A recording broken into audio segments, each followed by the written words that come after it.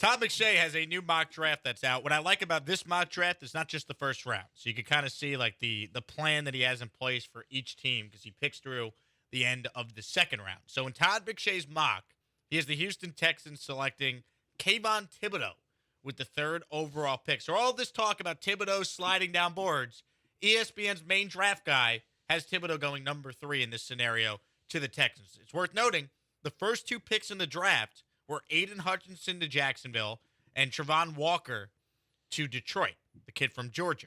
So in this scenario, McShay would have 3 defensive ends going 1, 2, and 3 in the draft. That's never happened before. And we've only had defenders go 1, 2, and 3 in the draft a couple times in the history of the NFL, but it hasn't happened since 1992. So that speaks to how rare this scenario would be. I want to start with the Thibodeau pick, Cody, because McShay's taking Thibodeau over apparently getting the best offensive lineman on the board, either Ike Ekwonu or Evan Neal. I personally would be surprised if they did this. That being said, I can't hate the pick because I think Thibodeau is going to be a really, really good player. The conversation about Ekwonu and Evan Neal, Ekwonu, the tackle from NC State, and Evan Neal, the tackle from Alabama, is going to be, well, which flavor of offensive tackle do you like? Which guy is better than the other guy? You're going to find probably a split decision around the league on which guy is better right away, which guy could be more better. And I do feel that way to an extent on the defensive end position because it seems like there's now 3 defensive ends in the conversation around that top 2 defensive end situation. Now, Hutchinson seems to be number 1 on most people's boards, but I would tell you guys that I feel like if Kayvon Thibodeau has his best career and Aiden Hutchinson has his best career, that Thibodeau's career might end up being slightly just a little bit better based on some of the success that he did have in college, whereas Hutchinson kind of built up to that final year of massive success that he had this past year with Michigan. Walk away with really good players and walk away with players that are in consideration to be near the top of that position. Thibodeau is in consideration to be near the top of that position. Yeah. I'm totally fine with Thibodeau over the tackles, and I'm getting more and more fine with one of the tackles over Thibodeau. It's funny. 3 months ago, if you told Texans fans they'd have the opportunity to get Kayvon Thibodeau with the 3rd overall pick, they would have signed up for it in a heartbeat. They would have been ecstatic because for the majority of the college football season, Kayvon Thibodeau was expected to be 1-1. Like, people were talking about trying to lose games in an effort to land Kayvon Thibodeau. And now, if Kayvon Thibodeau was the pick at number 3, I think a lot of Texans fans would be disappointed because the narrative on this guy has changed. I think he's the most polarizing player in this draft. I mean, Kyle Hamilton's right there, too. You see Kyle Hamilton going number 2 in some mocks. You see him falling outside of the top 10 in some mocks. That's understandable for a safety. But Kayvon Thibodeau, his stock has seemingly fallen to the point where now I feel like people would be upset if Kayvon Thibodeau was the pick over Evan Neal or Ike Ekwonu or anybody else who was on the board at 3. So I'm a fan of Thibodeau. And look, it all depends what the Texans' plans are later in the draft, and we'll get to what McShay's plans are with the 13th overall pick, because I think that means the Thibodeau pick makes a lot more sense if the Texans do what McShay thinks they're going to do. But it's just crazy how the narrative on this guy has changed, and I feel like Texans fans, a lot of them, some of them won't be, but a lot of them would be upset if Kayvon Thibodeau is the pick at 3 just because of the narrative surrounding him right now. There's so much context necessary around Kayvon Thibodeau, and really there's context around some of the words that he said. I saw Peter Schrager on was a Good Morning Football the other day talking about some of the quotes that Kayvon Thibodeau has had. One of the quotes was, "A coach can't teach me anything that I don't already know." And then Kayvon Thibodeau responded to the video, and he's like, the context of the answer that I gave was, if I mess up an assignment, I know what I was supposed to do. A coach doesn't have to tell me that. But if you want to take me out of context, that's fine. The Jadeveon Clowney 2.0 quote. Right. If you want to take it out of context, it doesn't sound great.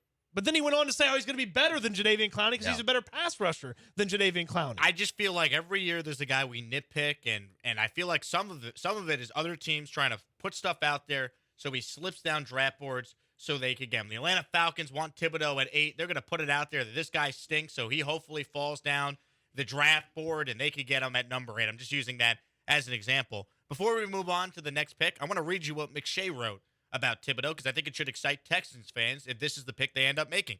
Thibodeau has outstanding closing burst and elite pass rushing traits and Lovie Smith's defenses are built on generating pressure.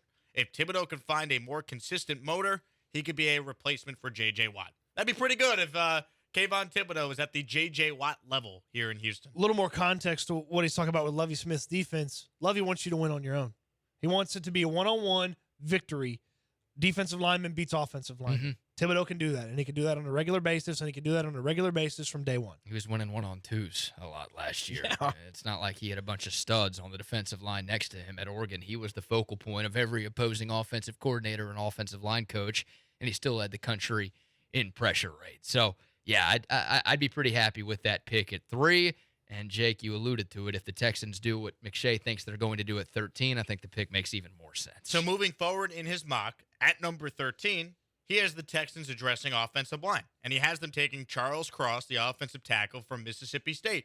And this is a guy that in some mocks could go as high as 4, could go as high as 5, could go 6 to Carolina.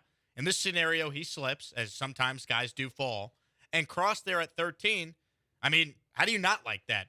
If you're the Texans, you address edge with Thibodeau, get a premier pass rusher at 3, and then at 13, a great value pick. You're getting a stud offensive tackle that could slot in right away and be on your offensive line and help your team for years to come. You addressed 2 premium spots with premium picks. I feel like that's a great decision if they go down this path, and Caserio does exactly that. Used to be an extreme negative for guys like Charles Cross coming out if they have pass blocked as much as he has pass blocked in his career in college. But when you play for Mike Leach, that's all you do. You pass block. Okay? And Charles Cross was one of the best in all of college football at pass blocking. And if you're comfortable with him playing right tackle for a season or 2 and then putting him over there at left tackle, or hell, you put him at right tackle and you leave him at right tackle. I don't love that idea. I don't love spending the 13th overall pick on the right tackle spot, but you look at what New Orleans was able to build over the past few seasons. Ryan Ramczyk, they spent a first-round pick on him. They stuck him at right tackle, and boom, you had a solid right tackle, and they had a veteran left tackle for a couple of years. That's what the Texans have right now. They have a veteran left tackle that's under contract for the next 2 seasons, and they have question marks at right tackle. Charlie Heck probably outperformed most people's expectations for him, certainly outperformed my expectations for him as a second-year player in last year's season for the Texans, but Charles Cross walks in, and he's got every bit of what you would want to stick over there at right tackle and just feel good about the bookends of that offensive line. Chris Cross gave up. Not Chris Cross. Who's that? That's the guy who sings Jump. It's a group. Yeah, 2 guys that sing Jump. Gave up 1 sack last year. Think about how often Mike Leach offenses throw the football. They're throwing it 50, 60 times a game. He was really, really productive as a pass blocker. That's a guy who would help Davis Mills. If you've got Tunsil and Cross as your tackles, it's going to help Davis Mills and give him as much possible to succeed up front. You address edge, you address offensive line. McShay calling Cross the best offensive tackle in pass protection in this class. If the Texans draft Charles Cross, I think there would need to be a parody song off of Jump. Talking about Charles Cross. Well, as someone notes on the text line, he's got a gospel name. So we know in that building, that might be an important thing to know. Well done. It's big. Well done. Finally, just to wrap up here, 2nd-round pick, Jalen Petrie. Baylor fans know him well. Safety from Baylor. I think he's awesome. Really, really good player. In the 2nd round, they have so many needs. They can go safety. They can go linebacker. They can obviously take a running back there. They can take a receiver there. But Jalen Petrie, I think, is going to be really good. So that's McShay's mock. Thibodeau, Cross, and Petrie, the first 3 picks for the Houston Texans. Let us know your thoughts on the text line, 713-780-3776, or you can reach us on Twitter